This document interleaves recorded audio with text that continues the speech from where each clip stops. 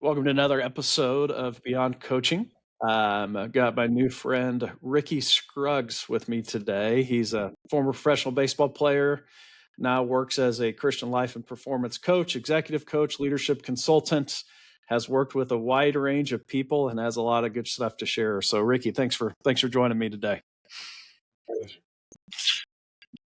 Well, I'm an old baseball guy myself, but a much inferior athlete to you, I think. Tell us a little bit of story about your journey there and how you ended up doing what you're doing now as an outgrowth of that. Yeah, ever since a little kid, I played sports and did stuff. But I mean, baseball was the main love because my uncle and my father loved baseball, and I saw that if I could become a really good baseball player, I'd have their admiration and respect. And I think that's what the driver really was. Didn't realize that for later, but till later. But yeah, I was fortunate enough to grow up in a place called Farmington, New Mexico, where they have the number one amateur tournament there called Connie Mack World Series, and got to play with like Ken Griffey Jr. against him and all kinds of really big Manny Ramirez, big stars that came through at that time. And that was kind of a neat thing to get to do that. And then because of that opportunity, I got to play JUCO ball and then went to that World Series because our team was really exceptional. And then I played at UNLV. Wasn't drafted out of the UNLV, even though I was first team all Big West, which was a good conference back then. I was in a conference with Jason Giambi and all those guys.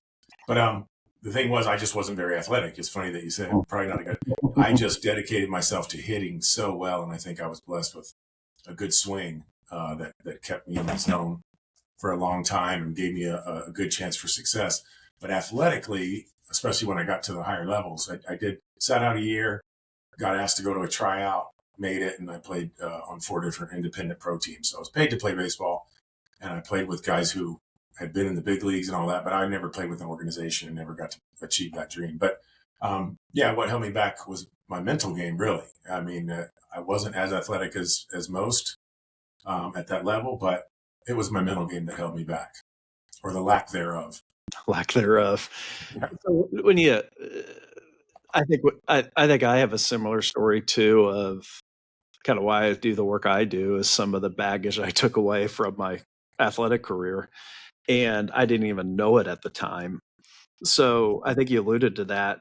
Dive more into that of what you didn't understand until your playing career was over, of the battles you fought during it. Well, I studied it so hard, and I tried to study a little bit of sports psychology and do a little bit of visualization and stuff, but I didn't really understand how it worked or what to do, and with that, the science part of it. But the heart part of it is what I really didn't understand, was that my identity was so tied to I wanted to be like the best hitter in the world. And because of where I grew up and kind of the atmosphere, I thought I was. I broke every high school record that stood since 1969. So I thought I was really good. And then all of a sudden, I wasn't playing at all. Like I went from 3-hole hitter, leading, the team and everything, to not playing in pro ball because of the way the atmosphere. A guy named Ron Whitmire came, who had been with the A's and took Mark McGuire's spot, and he got put right in front of me, and I just was out. And I was just getting pinch hit, and I wasn't handling it well. And looking back, I realized it was completely because when your identity is tied to what you do, what you stand to lose isn't just baseball or a spot. It's your very life. It feels like death. I write about that in the book, that it was way too drastic. And when you're that tied into it, when pressure comes, you have nothing to hold on to. You're just a victim of the ups and downs of in baseball, game of failure, obviously. Yeah. Right. So, yeah. Well, we're getting pretty deep here in the first 4 minutes. So we'll go deep. I'll try not to, but we're going to go deep.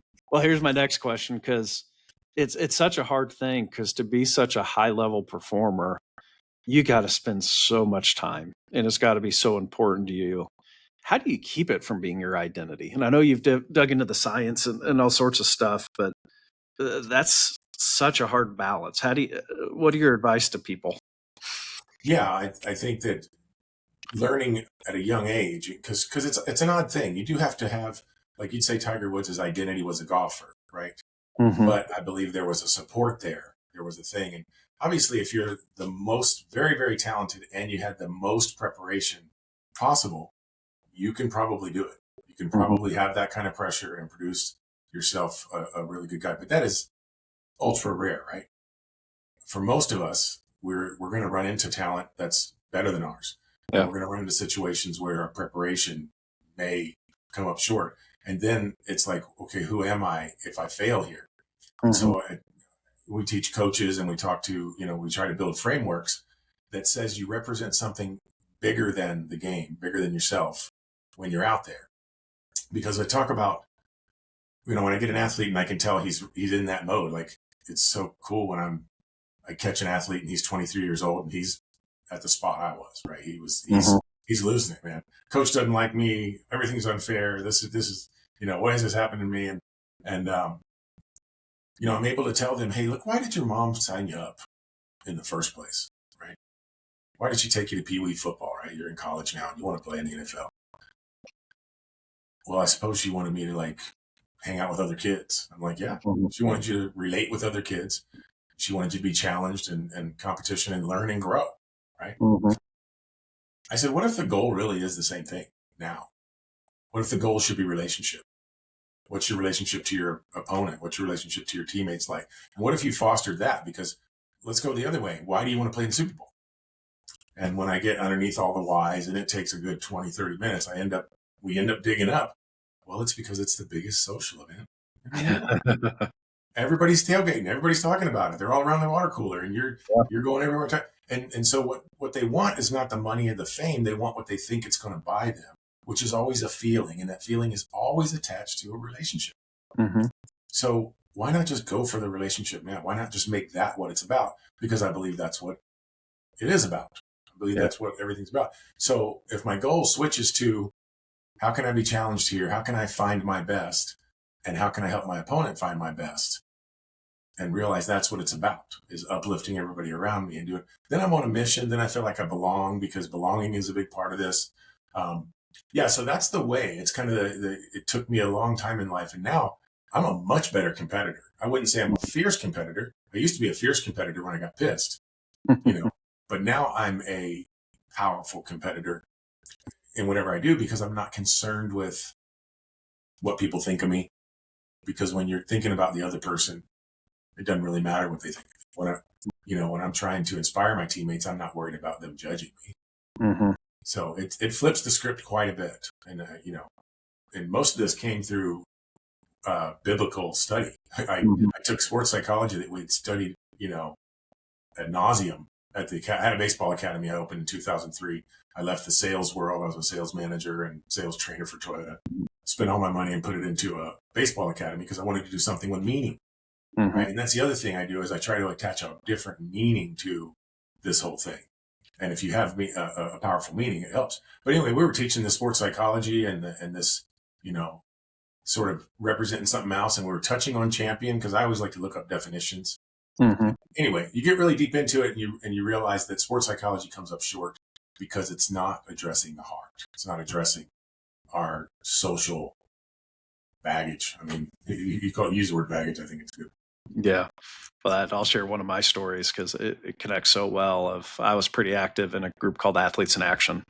And I think there's a lot of parallels what you're saying and what they're doing. And after my freshman year of college, very similar story. Went to a small school. I was best player, all that kind of stuff. Go to college and I fail.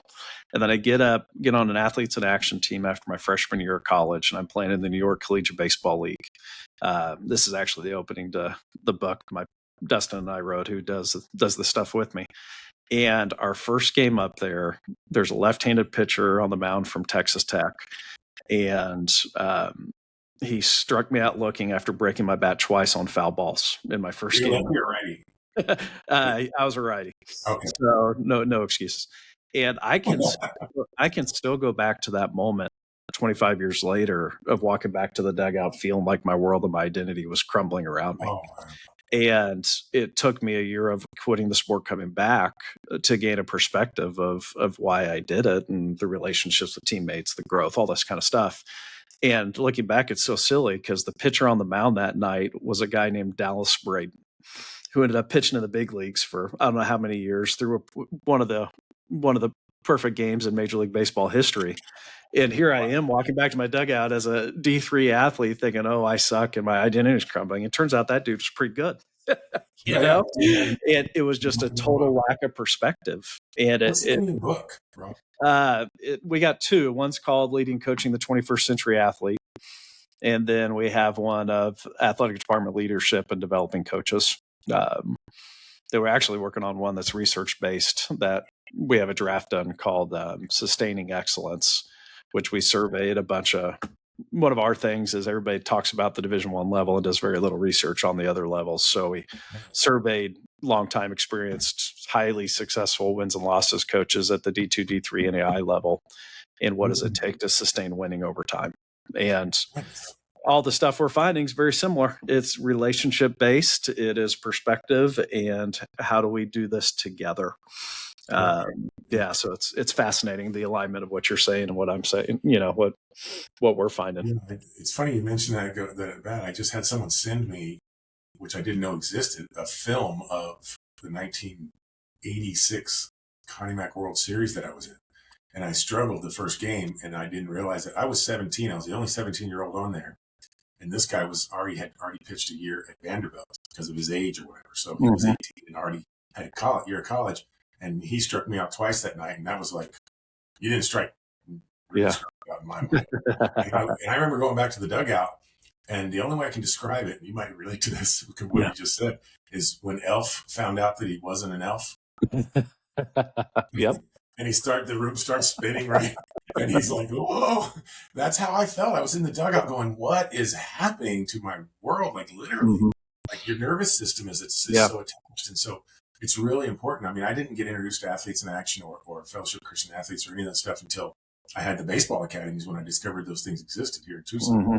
Boy, I wish someone would have talked to me a little bit about, your value as a human being and as a son. Those things. And you don't want to trivialize it, but you also want to find a way to put your arm around them. And I wish somebody had done it for me earlier. Of this sport thing's kind of stupid. It's made up adversity, and we're defining ourselves as a person. It's like, chill out, dude. That kind of thing. I know how important it was to me, so I don't want to lessen the importance to them, but gain some perspective would be helpful for everybody. Yeah, I used to have a deal with, I had this kid named Tristan who ended up becoming an All-American from walking on. And I would have him visualize himself in a helicopter up above the warm-ups and silent, and just seeing the activity going on, and then visualize himself going up above the world, and then told him, hey, there's a billion Chinese people who don't know you're playing today. Yeah. I mean, let's get it a little bit in perspective. I got that from a kid named Chris Elliott, I was struggling that year, the exact year I'm telling you that I was losing my identity. This kid, Chris Elliott, was a switch hitter. He was a little guy. He was hitting like 410 from both sides of the plate. And he was talking about Christianity. And he was like, hey, Rick, this is Monopoly, man. I said, how are you doing this? How are you staying so calm and cool? He goes, because it's a joke. This is a game of Monopoly. And I'm like, you're kidding. You're going to get picked up if you keep hitting like this. He goes, Rick, man, this doesn't mean anything. Yeah. In light of eternity. Like he had a really good head on his shoulders for a 23-year-old or whatever we were. Yeah. No kidding. He would ask me like, hey, Rick, what's perfect in your life? I'd be like, well, I guess my car keys are perfect. He's like, no, they would have to work forever and they're going to wear out one day and be in a junk heap. So try again. And I couldn't say anything that was perfect. And he's like, well, then why are you trying to be perfect? And then he'd say like, and then where'd you get the idea of perfect anyway? And I'm like, where did we get the idea of perfect? We've never seen anything perfect. And that's how he led me into, wow. The Bible says God placed perfection and placed him in your heart so that you would know that this life isn't everything. I was like, wow, man. But of course it didn't sink in. I was like, I got to get a hit. I got to get a freaking hit next time up. And not a hit. I thought I had to hit it over the moon in order to impress the coach enough to get to play. So it was quite intense in our world. Yeah. I'll lead in this question with another quick story. So after my freshman summer, I quit baseball for a year, and I would have given all sorts of reasons why, but the core of it was I didn't handle the failure well. And that spring I ended up of my second year of college, I coached at a local high school while I was in school, and it was a C team, bad C team, high school team. And I had a blast. And one thing I learned is, I assumed everybody knew I was struggling and, judging me that Rob's not as good as he thought, all this kind of stuff. And what I learned coaching that C team is everyone was so focused. Nobody cared how anybody else was doing. And nobody knew the center fielder was 0 for 3 with 2 strikeouts, except for me, him, and his mom, unless he started throwing a fit. And I think, and I'm curious your reflection on this, flash forward, that's over 20 years ago. That's pre-Facebook even. In today's world now, that spotlight effect is magnified because of what we're putting out there on social media, where I think it's really hard to teach kids, hey man, focus on the relationships and just being the best version of yourself because nobody else really cares, which I don't think they do. But in the social media environment, it's just everything's so elevated. It's hard to get out of that perspective of everybody's noticing when I have a bad day. Are you seeing similar, or give me your thoughts on that? Oh, I just agree entirely. Like, the old saying that, we're thinking about what people are thinking of us 99% of the time, and 99% of the time they aren't. Yeah. Right.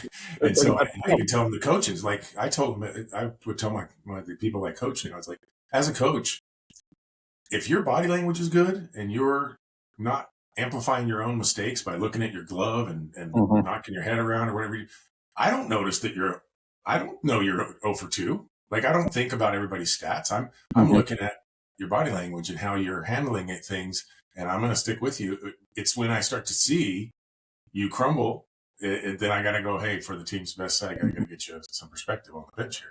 But I agree with you entirely. I think that, I used to tell the players 20 years ago, hey, self-consciousness is selfishness, right? You're thinking of yourself. So, the thinking that you want to love your teammates and love your opponent, and you want to do something, that's inspiring. Instead of trying to get approval from the fans, you want to inspire them, right? You can do that in bad times and in good times. And so, that's powerful way to think. Yeah.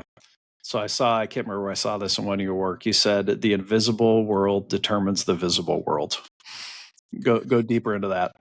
Yeah, I mean, obviously your podcast is a Christian podcast and people understand the biblical worldview. But when I work with people who don't, I talk to them about, there is a hidden, invisible, intangible world that controls this world, and it's the only one that really matters. And I even get them eventually towards prayer, because this world is always trying to pull you, like the social media, your parents, your peers, the press, which is social media. And when I taught this 20 years ago, it was your parents, your peers, the press, and your past are trying so hard to suck you into the tangible world that you need to go in the morning first thing and visit the world of unlimited possibilities. I think it's like when you go shop for a car, right? You go shop for a certain brand of car, like a red Chevy truck. You look at it, right? And you never really paid attention to red Chevy trucks before. Then when you go out of there and think about it for a week, all you see on the street is red Chevy trucks. And I tell them the goal of prayer, the goal of in the morning, is not just like trying to, go to God and get him to give you stuff. Is for you to recognize the beauty and the unlimited possibilities of that world, so that when you get back into your life, you begin to see the red trucks of it. You begin to see the beauty. You begin to understand, oh, that's a thing of, that's a real thing. Because if they don't believe me, I just say, hey, well, look at your chair. What was your chair before it was a chair? Well, it was the materials. It was a blueprint, and it was an idea first. So it was an idea first. It was a blueprint, which is a strategy, which is the mind, and then it's the chair. And when I tell them, I say, now, which one would you rank as most important? Well, it has to, you'd have to rank the invisible world as most important. Well, then why are we focusing 99% of our time on the physical world? Why, when a guy has a messed up swing, we go directly to tell him to keep his shoulder in, instead of finding out if there's something spiritual or mental that's causing him to pull his shoulder? Right. And so when I taught hitting instruction, I was always focused on, okay, let's try to give him the idea, figure it out, because I would find out guys stepping in the bucket, figure out he's not afraid of the ball first. Secondly, does he know where he's supposed to hit that ball? Or is he allowing it to travel too far? And his smart brain is saying, I need more space, so he's backing out, right? Once you teach him where to hit the ball, now I've fixed his strategy, no more pulling his shoulder. I know, when I was a kid, they'd be like, grab your shirt with your, with your shoulder and force your shoulder in, and your brain is going to fight that change. So we just, for the very beginning of when I'm coaching an executive or an entrepreneur or anybody, is you got to get in the invisible, intangible world of unlimited possibility and pull yourself back there all the time. Try your best to always operate from there. And that solves a bunch of the problems. Yeah. Give me another example. You talked about starting the morning in prayer or solitude or whatever everybody's, wherever you fall on that. What are some other practical ways for people to pull them outside the moment and gain perspective? Well, when I think of unlimited possibility, I think of the fact that we are constantly judging ourselves. And again, even if I work with an executive who's just scattered and he's not feeling peace and he's looking for more meaning in his life, that's mostly what I try to give is the meaning, because then everything else falls in place. Is I talk about, why are you judging yourself? And I even talk about, well, you look at the scriptures, and what was the very first problem in humanity, right? They didn't eat of the tree of sin. They ate of the tree of the knowledge of good and evil, which caused them to judge situations and then try to fix it themselves, right? And so you look at, the serpent says, well, God knows if you eat of the fruit, your eyes will be opened and you'll know good from evil, right? And I would think to myself, you know what? That's right. Like, why would God not want me to know good from evil? It's good to know good and bad. But that's not the truth. You got to remember who's talking there. It's the serpent. He's lying. What did God say? He said, don't eat of that because it's going to give you the knowledge of good and evil, which is, in my mind, the awareness that there is such a thing as good and such a thing as evil, which means you'll begin to judge your situation. So if I'm working with a golfer and he's standing over a $1 million putt,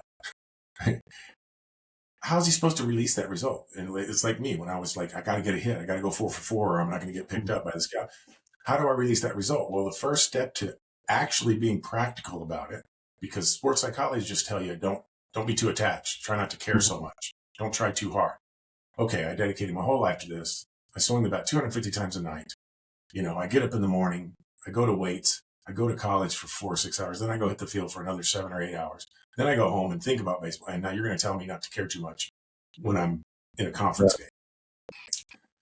I do want to care. I want to give my very best. I want to honor the situation, my opponent, and all this stuff. But I don't know if quote unquote failure in this particular moment isn't going to be the catalyst for success later. I don't know if I fall out of a tree and break my arm, which seems bad, right? Because I got to sit out for weeks and weeks from my season. Or if I would have climbed up 5 more rungs the next week and broke my neck and been paralyzed for life. I don't know what's good or bad. So for me, I try to offer practical, logical reasons for the athlete or the executive or the entrepreneur to suspend judgment, not just when they look back. Because a lot of times we look back and we go, oh yeah, I can see the good now. Like if that wouldn't have happened, this wouldn't have happened, and I wouldn't have met my wife, that kind of thing. But I want you to look into the next moment that you're so nervous about and say, hey, I don't know what a good or bad result is here. Let's just go and do as if under the Lord, doing it as best I can. And, that's the way you can leave the results. Yeah. In my mind, this is the way you can leave it alone. And then I say, guess what happens? It puts you in an unlimited possibility. You asked about that. The exercise I like is, I would say to you, Rob, okay, what's the farthest ball you ever hit? And you might have a picture in your head of 400 shot, whatever. And you think to yourself that 400. Well, that's a good result. But focusing on that good result is actually a barrier now. It's a limit. So I teach my athletes, if someone says, hey, what's the farthest ball you ever hit? Or what's the most yardage you ever ran in a game? The answer is, I don't know. I haven't hit it yet. Right? Because the energy there is like, whoa, I'm in the world of unlimited possibility. I'm able to look and go, wow, a miracle could happen tonight. Right? And that's what we're looking for. We're looking for the miraculous. That's why we play. Yeah. That's good stuff. So something one thing I latched on to that you said is we don't know whether the result's good or bad. And so I, in some ways, was living my nightmare literally last night, where my 8-year-old's playing coach pitch. They're in there. They have this playoff, and there's a rule in the league of if a ball goes to the outfield, the kids stop. They can run, but if once it gets back to the infield, you stop at whatever bag you're at. Mhm. So they're in their playoff. They're in the semifinals, and there's a play in the last inning where the other team's coaches and the umpire didn't notice, sent the kids in when they should have stopped. The ball was in the infield, and the parents on our team are going nuts. And I am just so uncomfortable. And it's a tie game, whatever, in this 12-game church league we're playing in. And the next play is a pop-up, and one of our kids miraculously catches it. And the kids are running back to the dugout to go to extra innings and so pumped. I'm watching the dugout. It's like, this is fun. And the parents are screaming and pissed because we should have won if they wanted, all that kind of stuff. And it was such an interesting juxtaposition of the parents can't let it go. And the kids don't even notice. They're so excited. Their buddy just made a play and they get to play extra innings. And it was just a frame switch where I turned to my wife and I'm like, there's no way we're talking on the way home about the umpire's missed call because this is such a cool memory for them. Let's not plant that seed.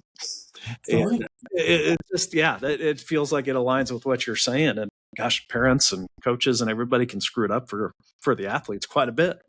Did they win? They ended up losing.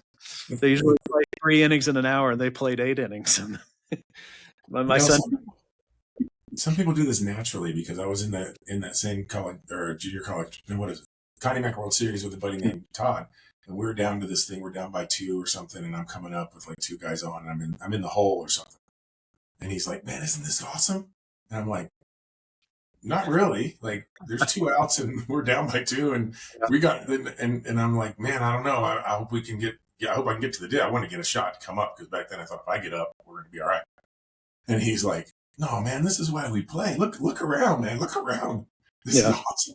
And I was like, wow, it's one of those things I look back at and think, man, he got it, right? Like going to extra innings, even if you end up losing, can be an experience that impacts those kids. And again, find some success at another time, right? Or we got to believe all things are working out to the good for all of us, the ultimate good, not my good necessarily, but the ultimate good. We don't know what would have happened if the game ended sooner. Someone could have got killed in a car wreck on the way home. Who knows? So my real job, I'm an AD at Friends University. It's an NAI school in Wichita, Kansas. And it's really, I get it. It's real easy for my chair to say this, but my favorite part of my job is seeing our coaches, our kids get to that moment and then just getting a chance to experience it. Yeah. And it's hard as a coach because you're so lost in it. But I harp on our coaches of, hey, don't forget to step back and enjoy the moment because they're hard to get to and it's pretty fun, And but it's really hard to do when you're lost in the middle of it. I think more people are like how you were of like, hey, we're 2 runs down. This is bad, instead of, boy, what a cool opportunity experience to have with my friends. And the joy, so in the book, I got these 2 traits of a champion, and they're based on the fruits of the spirit, but they're rewritten for an athlete and to look at their situation. Resilience and enjoying a challenge is realizing that no matter what happens, I'm going to be better. I'm going to be more complete and more whole after this experience. Mm-hmm. And that joy gives you strength, right? So I think not only are you good to tell your coaches to wisely, when you're climbing a mountain, turn around once in a while, enjoy the view. But also doing that puts you in a better performance state to where your mind can think better and they're probably more likely to win. I tell people this is not some mamby-pamby like, hey, let's be nice guys thing. This is the path to being the most powerful performer you can possibly be in the most exclusive moments because you understand the perspective. So yeah, it's amazing. I love that you're an AD. That you must get a chance to impact. Yeah. Well, a lot of people. And everything you're saying, it's counterintuitive, right? Because, you hold on loosely and you have a chance to perform better. And here's an interesting one for you. Give me your reaction. So the last 3 years, we've kind of we do end of the year program evaluations where every athlete fills out an anonymous form on their experience. And we started putting research questions in there, just trying to get to know our kids better. And one of them is, what motivates you to participate in your sport? And so we have over 2,000 responses now over a couple year period. And winning has been the primary motivator of 2 teams over 3 years. And both those teams stunk. And, there's a lot of ways to nitpick it. Who knows if it, how to interpret.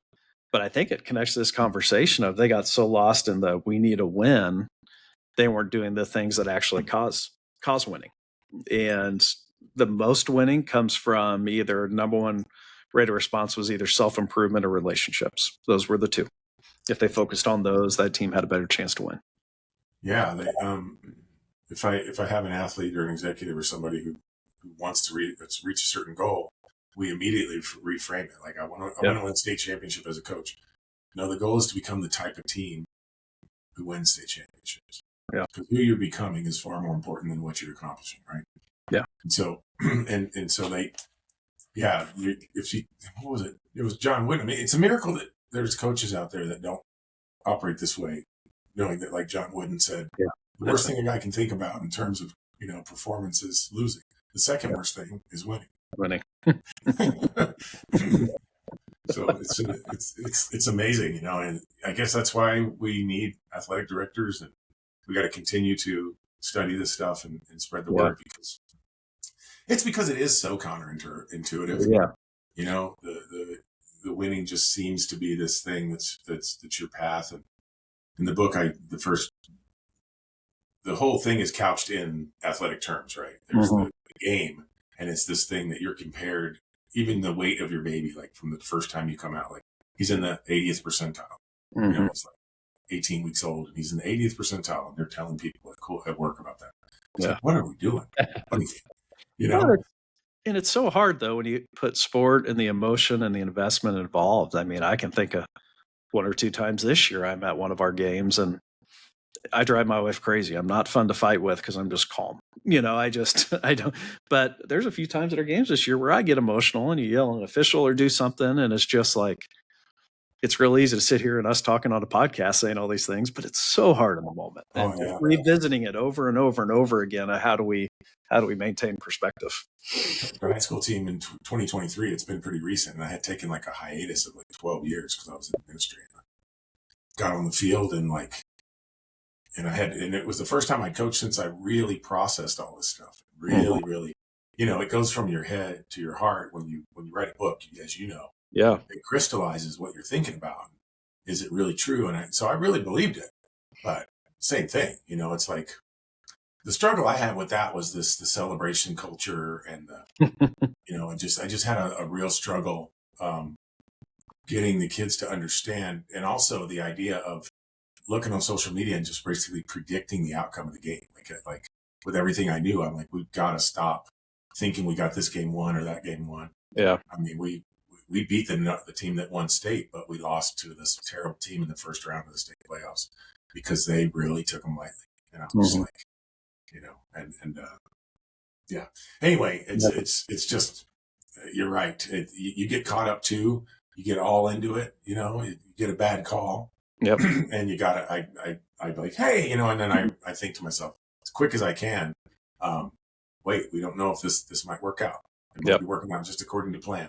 And, and it's really important that you do that, because otherwise you can't refresh that moment and win the next pitch.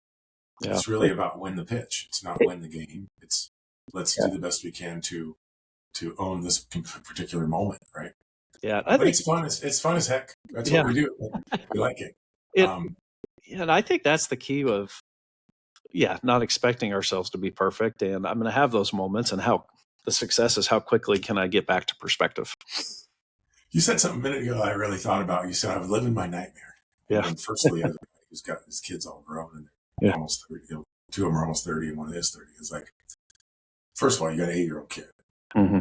You're coaching, so come on, man. I would like pay all the money. I'm going to $10 million debt tomorrow. Yeah. But also, that's your game as a coach. Like, I had to tell myself that I don't get to play the game, but I get to play the inner game of how do I, and so it's almost like you could see the fans going crazy and the kids doing this, and you can step back and look at that like this game that you're behind in, and that there's a problem, and you're like, Yeah. "Isn't this cool, man? Yeah. I don't have to." One of the principles that I learned years ago was that it takes two to change the energy in the room. You have to give permission for someone to change your energy. And me being an emotional guy and having all my problems as a kid and all the things, it's taken a long time. I'm still working on myself, like to be emotionally sober, right? Yeah. And so that's your game as a coach. Like that's your moment to be like, okay, I'm going to enjoy this challenge. Mm-hmm. What am I doing? Am I out here fighting because I want to win and because I got to show my ego? Or am I here fighting? Sometimes you got to get kicked out of the game. Yeah. Because you got to go defend your guys. Mm-hmm. Like it's a part of it, right? But why you're out there kicking dirt and screaming in the guy's face is more important than what you're saying, or you know what I mean, or what you're fighting for, right? It's like, if you're doing it for the right reasons, it's all right. Yeah. We're not here to just lay down, because our opponent deserves our best if we understand competition. Yeah. Mm-hmm. And that's how I used to give away a lot of at bats. If we were up by 8, I didn't see the point, and so I would be a little bit too relaxed at the dish, and then everybody else has gone 4 for 4 that game, and you end up going 1 for 4 because you didn't really compete as well as you could have, right? Mm-hmm. But then as I got learning about this stuff, I would help my guys really do well, because they'd be like, hey, that guy owes you. He's the third pitcher out of the pen. He deserves your best, right? This team deserves our best. I'm not gonna let up on a team just because they're not doing well or they're not coached well. I'm not going to run, but that's because I don't want to injure one of my guys, right? There's no reason to take unreasonable risks, but I'm going to treat people the way I want to be treated. I wouldn't want some team to take it easy on us because we're having a bad game. Yeah. I want them to show us our weaknesses. Like, yeah. And I learned on the AIA stuff. I mean, in pure competition, you want your opponent at their best too. Absolutely. Let's go at it. So be like gaining that joy from it. Like, oh wow, I like this challenge. This guy's, this guy's done well, and he hasn't given up a run in 4 outings, and you're like, all right, let's go. This is what I like. Yeah. Cool. So it's wonderful. Yeah. All right. I want to wrap up with 2 things. One, I want you to take just a few seconds, share about the work you do and how people can connect with you. Yeah. You can message me, I guess, through my website. Just go to rickyscruggs.com and either just email me the contact page or whatever. Work I do is I work with individuals quite a bit, but only about 8 to 10 at a time. And so if you want to work with me, I would love to, it depends on your story, like what you want to do. I started a cohort for athletes, young athletes, because I found that one-on-one is great, but I'm saying the same things over and over and teaching the same principles over and over.